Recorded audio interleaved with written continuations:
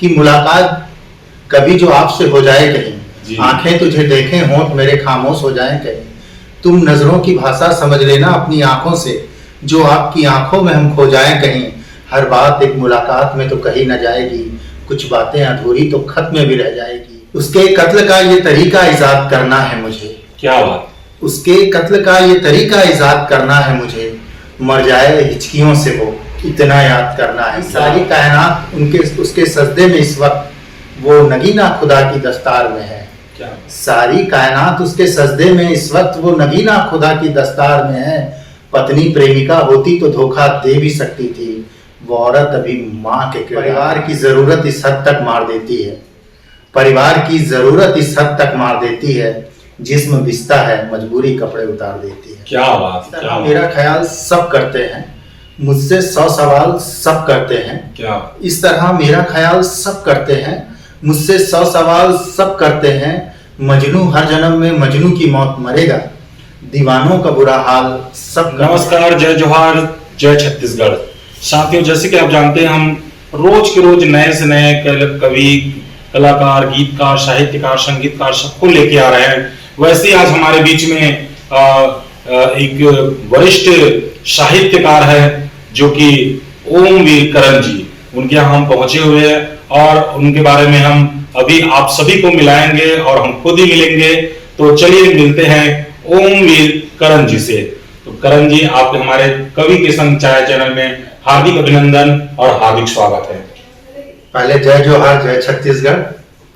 धन्यवाद, आपने मुझे कवि चाय पे कविता के लिए आए आप यहाँ तक आए, उसके लिए धन्यवाद। तो साथियों, मैं जैसे बता दूं, हमारे जो ओमवीर करण जी जो हैं, अभी बीएसपी में कर्मचारी हैं। बीएसपी मोना सर आप? हाँ, मास्टर ऑपरेटर के पद पे काम। जी, मास्टर ऑपरेटर के पद में हैं। और सर जी जो है काफी अनुभवी गीतकार है, गजल लिखते हैं, हास्य लिखते हैं, कॉमेडी, इतने मतलब भरपूर जानकारी रखते हैं गीत, कविता, कहानी, पूरा साहित्य जगत के।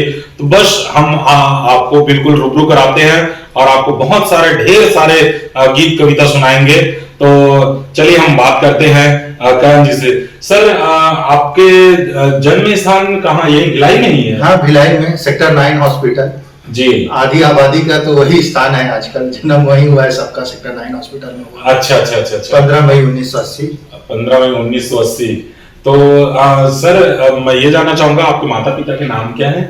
मेरे पिता का नाम स्वर्गीय श्री छोटेलाल जी हैं जी जी, और माता का नाम श्रीमती बिट्टीबाई जी हैं। जी। तो सर, मैं ये जानना चाहूंगा, आपके इस क्षेत्र में लगन और लगाव कब से हुआ और इस क्षेत्र में आना कैसे हुआ? मैं 11वीं में था जी, तो तब से मैं कविता वगैरह कर रहा हूँ जी जी। और शुरुआत ऐसे हुई थी कि दोस्त लोग थे जी, तो उनके लव लेटर लिखने पड़ते थे, होते थे, तो वहां से शुरुआत हुई कि लोगों को कैसे अवलोकन करना है, कैसे हैंडल करना है, कैसे लेटर वगैरह लिखना है। तो धीरे धीरे वो कविता में भी तब्दील हो गया। तो शायद आप प्रेम गीत ज्यादा लिखते होंगे सर की? मैं सभी प्रकार के लिख लेता हूँ, क्योंकि मैं दूसरों के हाव भाव का अवलोकन करता हूँ और हालातों का अवलोकन करता हूँ, तो वहां से हमको कविता मिल जाती है। जी। तो साथियों, देख लेना, 11वीं क्लास से मतलब लिखना शुरू किए हैं और वो भी लेटरबाजी के। तो हम लेटरबाजी के ही एक प्रेम गीत सुनना चाहेंगे सर, और हमारे दर्शकों को सुनाना चाहेंगे। छोटी सी मुखड़ा सुना दीजिए।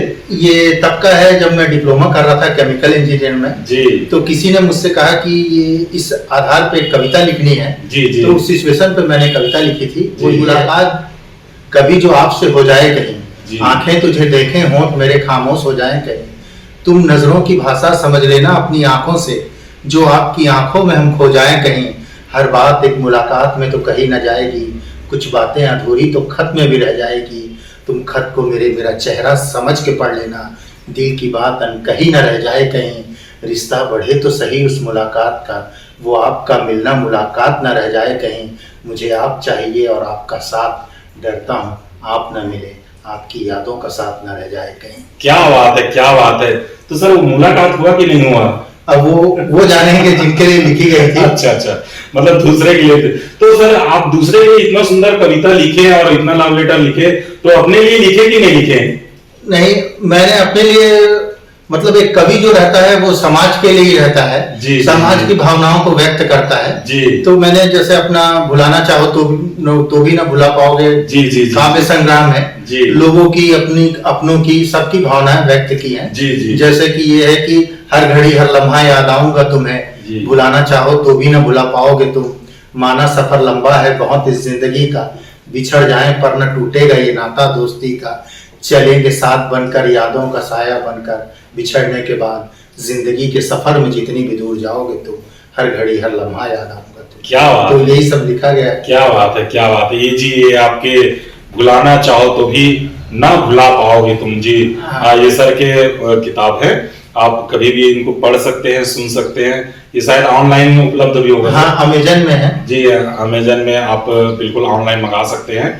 इसको लिखने में 15 साल लगे, क्या बात क्योंकि है। लोगों के अनुभव कलेक्ट कर रहा था जी। और एक ये सिचुएशन पे बेस्ड थी कि एक लड़के को लड़की छोड़ के जा रही है और लड़के के मन में क्या चल रहा है, वही सब इसमें है। जी जी जी। तो सर अभी तक के आप कितने मंच में कार्यक्रम दिए होंगे आप? मैंने बहुत सारे मंचों में दिया है जी जी और चल रहा है, और बहुतों में मुझे पुरस्कार भी प्राप्त हुआ है। जैसे जी नवरंग कलमकार सम्मान मिला मुझे, उसके लिए रिकॉर्डिंग मंगाई गई थी पूरे छत्तीसगढ़ जिले से, जी जी छत्तीसगढ़ राज्य से। तो जी। उसमें मैंने भी पार्टिसिपेट किया था, फाइनल राउंड में मैं सेलेक्ट हुआ जी। और मेरे को द्वितीय पुरस्कार मिला। और हाल ही में भी कवर्धा में साईनाथ फाउंडेशन के द्वारा भी वीडियो मंगाए गए थे, 178 लोगों ने वीडियो भेजे थे वरिष्ठ वर्ग में।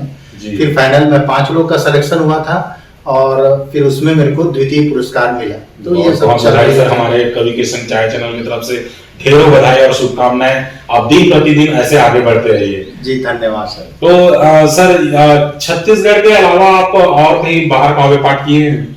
जी मैं दिल्ली में किया हूँ जी और मुंबई में किया हूँ जी जी और कलकत्ता में किया हूँ। जी। क्या बात है सर, आप मतलब पूरे पूरे भारत भ्रमण कर लिए। दिल्ली आगे में है, मुंबई इधर हो गया, कलकत्ता इधर हो गया, चेन्नई बचा है। चेन्नई बचा है। तो बिल्कुल वो भी पूरा हो जाएगा सर। कभी न कभी साउथ तरफ भी हाँ। जाना होगा और वहां भी आप बिल्कुल काव्य पाठ हाँ, करेंगे। भगवान की इच्छा रही तो जी जी चलेगा। जी जी। तो सर जैसे मैं ये जानना चाहूंगा, आपके पढ़ाई लिखाई का सफर जो पूरा पूरा यही लाइन हुआ? नहीं, मैंने 12th पास करने के बाद केमिकल इंजीनियरिंग में डिप्लोमा किया। जी। फिर उसके बाद इधर आया और 3 साल बेरोजगारी काटी, मतलब कंपटीशन एग्जाम का तैयारी किया। जी जी जी। उसके बाद चंद्रपुर में जॉब किया, फिर इधर बीएसपी की वैकेंसी निकली जी। ऑल इंडिया बेस पे 4 पोस्ट थी, जी। तो उसमें मैं आया जी। और भगवान की कृपा रही और मैं आज बीएसपी में कार्यरत हूँ। 4 पोस्ट में आपके सिलेक्शन हुआ था सर? हाँ, उसमें 5000 लोग दिलाए थे, बोलते हैं क्या केमिकल बात है। में, तो उसमें हो गया था। तो जी। भगवान की कृपा रही। जी जी जी जी जी। बहुत बड़ी उपलब्धि है सर। 4-5 हजार लोगों में 4 पोस्ट के लिए 4-5 हजार लोगों का रहना और उसमें आपके सिलेक्शन होना, इसके लिए भी हम बिल्कुल आपको बधाई देते हैं। सर मैं एक छोटा सा सवाल, आपके पारिवारिक सवाल है। आप फैमिली में कितने मेंबर हो? मेरी बहन है जी। अभी, दामाद जी भी हैं, भांजा है जी जी और मेरा भाई है, भाई की फैमिली है, भाई का जी। डेथ हो गया। जी और मम्मी पापा और 2 बच्चे हैं और वाइफ है। जी जी।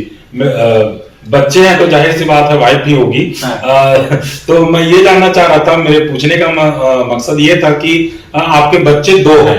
हाँ, 2 है। जी।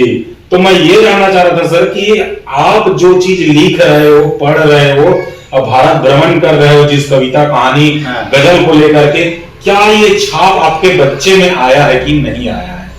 नहीं, आई है, थोड़ी बहुत आई आई है। कुछ जेनेरिक गुण भी आ जाते हैं। मेरी जी। बच्ची भी मतलब दोहरा लेती है अपने हिसाब से, अभी इनिशियल स्टेज में है। जी जी जी। बच्चा भी थोड़ा बहुत कर लेता है अपने हिसाब से। जी। तो सर भिलाई के तो आप काफी मंच में गुजरे होंगे। हाँ, बहुत सारे मंचों में मैंने प्रस्तुति जी। दी है। तो ये सब चीज के लिए आप किससे प्रेरणा लिए सर? किसी न किसी से, जैसे हर चीज हर क्षेत्र में गुरु होता है कोई ना कोई, तो आप किनसे सीखे आप? मैं बेसिकली हालातों से सीखा हूँ। जी। तो इसीलिए मेरी जो कविताएं या रचना रहती हैं जी। वो बहर में बयान नहीं कर पाती, जी। लेकिन हालात बयान करती हैं। बिल्कुल, मतलब दर्द भरी होता हाँ, है। जैसे मेरा एक शेर है जो पूरे भारत में वायरल हुआ था जी। कि फर्क बहुत है तेरी और मेरी तालीम में, जी। फर्क बहुत है तेरी और मेरी तालीम में, क्या बात। तूने उस्तादों से सीखा है और मैंने हालातों से। क्या बात है, क्या बात है। बहुत सुंदर सर, बहुत सुंदर। तो सर जैसे मैं ये जानना चाहूंगा, अभी कवर्धा में जो आप भेजे थे जिसमें आप दूसरा पोजीशन में आए हैं 178 लोगों में, तो वो कविता गजल था, क्या था वो? बेसिकली एक कविता थी जी जी, और 3 शेर थे जी। वो 3 शेर सुना देता हूँ, हम उसी को सुनना चाहेंगे सर। तो ये शेर थे कि उसके कत्ल का ये तरीका इजाद करना है मुझे। क्या बात। उसके कत्ल का ये तरीका इजाद करना है मुझे, मर जाए हिचकियों से वो इतना याद करना है मुझे। क्या बात। और एक ये शेर था कि इस पे महिलाओं लोग की बहुत तालियां आती हैं, और ये महिलाओं के लिए ही कि सारी कायनात उसके सजदे में इस वक्त वो नगीना खुदा की दस्तार में है। क्या? सारी कायनात उसके सजदे में इस वक्त वो नगीना खुदा की दस्तार में है। पत्नी प्रेमिका होती तो धोखा दे भी सकती थी, वो औरत अभी माँ के किरदार में है। क्या बात। और एक ये भी शेर है जो हम लोग के परिवार की जरूरत इस हद तक मार देती है, परिवार की जरूरत इस हद तक मार देती है, जिस्म बिस्ता है मजबूरी कपड़े उतार देती है। क्या बात, क्या बात, क्या बात। तो ये तीनों जो सारी जो है वहां पर भेजे थे आप? नहीं, उसके साथ मैंने कविता भी भेजी थी। जी, जी, जी, आप सुनना चाहेंगे? जी बिल्कुल बिल्कुल, हम सुनना चाहेंगे सर, और हमारे दर्शक को सुनाना चाहेंगे। हाँ, तो वो कविता महाभारत के प्रसंगों और वर्तमान स्थिति पे आधारित है और कबीरी शैली में लिखी गई है। जी जी। शौर्यशाली के समक्ष शौर्य दिखाना पड़ता है, भीष्म सामने हो तो गिरधर को चक्र उठाना पड़ता है। परिस्थितियां प्रतिज्ञाओं पे हमेशा भारी पड़ती हैं, परिस्थितियां प्रतिज्ञाओं पे हमेशा भारी पड़ती हैं। विवश हो गंधारी को आंखों से पर्दा हटाना पड़ता है, शौर्यशाली के समक्ष शौर्य दिखाना पड़ता है। और ये एक मेरी सलाह कि नमक किसी का खाना तो सोच समझ कर खाना तुम, नमक किसी का खाना तो सोच समझ कर खाना तुम, वरना द्रौपदी चीरहरण पे भीष्म को शीश झुकाना पड़ता है। क्या बात है। शौर्यशाली के समक्ष शौर्य दिखाना पड़ता है। और ये लाइन थी बेरोजगारों के लिए कि दुनिया आधा ज्ञान देकर पूरा चक्रव्यूह रचती है, दुनिया आधा ज्ञान देकर पूरा चक्रव्यूह रचती है। संबंधी बाहर ठहरते हैं, अभिमन्यु को अकेले जाना पड़ता है। शौर्यशाली के समक्ष शौर्य दिखाना पड़ता है। और ये भी एक बेहतरीन लाइन है कि मानवता के लिए अवतारों को कैसे कैसे कलंक ढोने पड़ते हैं, मानवता के लिए अवतारों को कैसे कैसे कलंक ढोने पड़ते हैं। कृष्ण रण छोड़ के जाते हैं, राम को छिपकर तीर चलाना पड़ता है। भीष्म सामने हो तो गिरधर को चक्र उठाना पड़ता है। और ये आज की शिक्षा व्यवस्था जो पहले भी वैसी थी अभी भी वैसी है कि विद्या वंचितों के हिस्सों में आती है तो भारी कीमत लेती है, विद्या वंचितों के हिस्सों में आती है तो भारी कीमत लेती है। कर्ण श्राप खाता है, एकलव्य को अंगूठा कटवाना पड़ता है। भीष्म सामने हो तो गिरधर को चक्र उठाना पड़ता है। क्या बात है। तो सर मैं ये जानना चाहूंगा, अभी तक आप जितना कविता सुनाए हैं, गीत गजल सुनाए हैं, और मैं आपको काफी सुना हूं, तो इसमें पूरे दर्द भरी रहता है सर। तो क्या आप जीवन में बहुत ज्यादा संघर्ष किए लगता है? अपने जीवन के संघर्ष के बारे में बताइए। जीवन में संघर्ष तो नहीं रहा, लेकिन परिस्थितियां ऐसी बनी कि मुझे गुलेनबेरी सिंड्रोम हुआ था 2007 में, जिसमें मुझे पैरालिसिस हो गया था, जिसको पैरालिसिस बोल सकते हैं। जी जी जी। जिंदगी एक पल में बदल सकती है। तो मेरे को दोनों साइड पैरालिसिस टाइप हो गया था जी। और मैं 7 दिन आईसीयू में भी भर्ती रहा था। डॉक्टरों को उम्मीद नहीं थी कि बचूंगा करके जी। लेकिन माँ बाप की दुआएं थी जो मैं बच गया। और ठीक होने के बाद भी डॉक्टर ने कहा था कि आप जिंदगी भर अच्छे से चल फिर नहीं पाओगे, लेकिन आपको खुद पे भरोसा रखना चाहिए। और डॉक्टर अगर आपको अच्छी बात बता रहा है तो उस पर बिल्कुल भरोसा कीजिए, और निगेटिव बात कर रहा है तो आपको उस पर स्ट्रगल करना है और आपको गलत साबित करना है। बिल्कुल। तो मैंने भी वही कोशिश की। और क्या है, आप अगर जिंदगी और मौत के झूले में झूलते हैं तो कुछ अच्छा चीज निकल के आता है। जैसे मेरी ये लाइन है कि जिंदगी का मौत का खौफ बरकरार सा क्यों है, मौत इतनी मुश्किल से जीना इतना दुश्वार सा क्यों है, मर जाता है कोई भी कहीं भी कैसे भी कभी भी, मैं लंबा जीऊंगा ये एतबार सा क्यों है। क्या बात। कि ये सब शेर जो है हालात से ही आते हैं। जी जी जी। सर आप इतना गीत कविता गजल लिखे, आप 11वीं क्लास में थे तब से लिख रहे थे, तो अभी तक आपके कितने बुक छपे हुए सर? मेरी 2 बुक आई है, एक चेहरों की तन्हाइयां जी, और एक बुलाना चाहो तो भी ना भुला पाओगे तुम, और संयुक्त काव्य संग्रह लगभग 20-25 आ गए हैं। जी जी जी। संयुक्त में। और एक तीसरी बुक है मुर्तजी या मुल्हिद, उस पे मेरा काम चल रहा है, जो सारे मजहबों में फैली धार्मिक कुरीतियों के खिलाफ है। जी जी जी तो उसी पे आधार बना के लिखी जा रही है। जी, मतलब आपकी कविता और रचना जो है पूरा ऑलराउंडर, मतलब सभी क्षेत्र में लिखते हैं आप। हाँ, सभी सब रस का भी बोल सकते हैं आप। जी जी जी जी जी, मतलब पूरा समाहित है। हाँ। आपके उसमें जैसे मैं कहूँ रस का बखान करते हैं, हमारे टीचर लोग पढ़ाए हैं, तो उस चीज को जैसे आज जैसे आप बोले कि शिक्षा की स्तर जो है अलग हो गया है, पहले भी था अलग था और आज भी अलग है। तो हमारे टीचर एक बताए थे कि जैसे हमको रस को याद करना है तो उसको शायराना अंदाज में अगर इस टाइप की अगर पढ़ाई लिखाई किया जाए और स्कूलों में पढ़ाया जाए तो बच्चे बिल्कुल मतलब याद कर सकते हैं। जैसे हम लोग को नव रस को याद करने के लिए बोले थे कि अद्भुत हास्य श्रृंगार भयानक करुण रौद्र वीर बलकारा, या में शांत विभत्स महाना, ये ही नवरस वीर बखाना। और अभी जनरेशन एक वात्सल्य जो अभी और बढ़ा है, तो एक को याद रख लेना और एक शायरी को याद रख लेना, यही बोले थे और हम लोग बिल्कुल याद किए और वो चीज आज भी मेरे को याद है। अगर इस टाइप से अगर कोई स्कूल में पढ़ाया जाए, अभी कई स्कूल में गिनती को याद करने के लिए, क ख ग को याद करने के लिए शायराना अंदाज में पढ़ाया जा रहा है, तो क्या इस टाइप से आप भी कर सकते हैं सर? हाँ, वैसे ही रहना चाहिए। जैसे अगर कविता है आपकी जी, तो जी। क्लिष्ट बिल्कुल नहीं होना चाहिए जी। आप अगर अपनी कविताएं पढ़ रहे हैं जी, तो वो जी। आईआईटी वाले को भी समझ में आनी जी। चाहिए और वो रिक्शा चालक को भी समझ में आनी जी, चाहिए, जी, तभी जी। आपकी कविता सार्थक है। जी। नहीं तो कोई मतलब नहीं है कविता जी। का, अगर वो किसी को समझ में नहीं आनी। तो सर जैसे अभी माहौल चल रहा है गजल के, गजल लोग सुनना पसंद करते हैं और पहले भी जैसे दूरदर्शन चैनल जो होता था उसमें भी शाम के समय पेटी तबला लेकर के आते थे उसमें, और हमारे भिलाई के गजलकार भी बहुत पढ़ते थे वहां पे।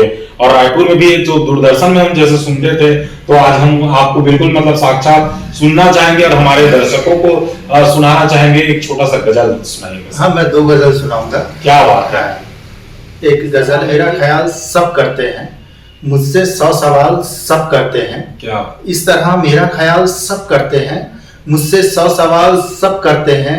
मजनू हर जन्म में मजनू की मौत मरेगा, दीवानों का बुरा हाल सब करते हैं। क्या बात। मोहब्बत नफरत मिटा देती है, ऐसा कहते हैं सभी। मोहब्बत नफरत मिटा देती है, ऐसा कहते हैं सभी। नफरत के लिए मोहब्बत का इस्तेमाल सब करते हैं। अपने माँ बाप को कोई भी नहीं पूछता आजकल, ये भी एक सच्चाई है कि अपने माँ बाप को कोई भी नहीं पूछता आजकल। अपने बच्चों की देखभाल सब करते हैं। क्या बात। इसी उधेड़-बुन में नहीं जाता किसी के पास, ये आपकी भी स्थिति है। जी जी। इसी उधेड़-बुन में नहीं जाता किसी के पास, मैं जवाब कोई नहीं देता, सवाल सब करते हैं। इस तरह मेरा ख्याल सब करते हैं। और ये दूसरी गजल जब बनी थी जी। तो इसकी सिचुएशन ये थी कि मेरा बच्चा बहुत छोटा था, तो वो एक बार बहुत सारे सामान पकड़ा हुआ था। जी जी। तो उसी पे मैं बोला कि तू क्या क्या संभालेगा यार, इतना सारा सामान पकड़ा है। जी। तो वो बात बैठ गई और ये गजल बनी कि वो मेरा कहाँ टाल सकता है, जी। वही है जो मुझे इस भंवर से निकाल सकता है। वो मेरा कहाँ टाल सकता है, वही है जो मुझे इस भंवर से निकाल सकता है। किसी का प्यार, किसी की नफरत, किसी की उम्मीद, एक छोटा सा दिल क्या क्या संभाल सकता है। उसकी हंसी पे न जा, क्या बात। उसकी हंसी के शिकार हम भी हैं। उसकी हंसी पे न जा, उसकी हंसी के शिकार हम भी हैं। उसकी हंसी पे कोई भी प्यार का भरम पाल सकता है। मिजाज बदलना उसकी आदत है, संभल कर रहिएगा उससे। मिजाज बदलना उसकी आदत है, संभल कर रहिएगा उससे।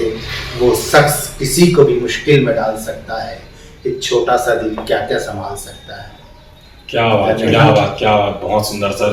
तो साथियों आप देखें कितने मतलब अनुभवी गजलकार हैं। यहाँ भारत देश में दिल्ली में पढ़े, मुंबई में पढ़े, कलकत्ता में पढ़े, बस चेन्नई मद्रास मतलब जो दक्षिण तरफ जाना बाकी है वो भी बहुत जल्दी पूरा हो जाएंगे भैया के सपना। और छत्तीसगढ़ में बहुत सारे जगह में गए हैं, पढ़े हैं और बहुत सारे गीत गजल लिखे हैं।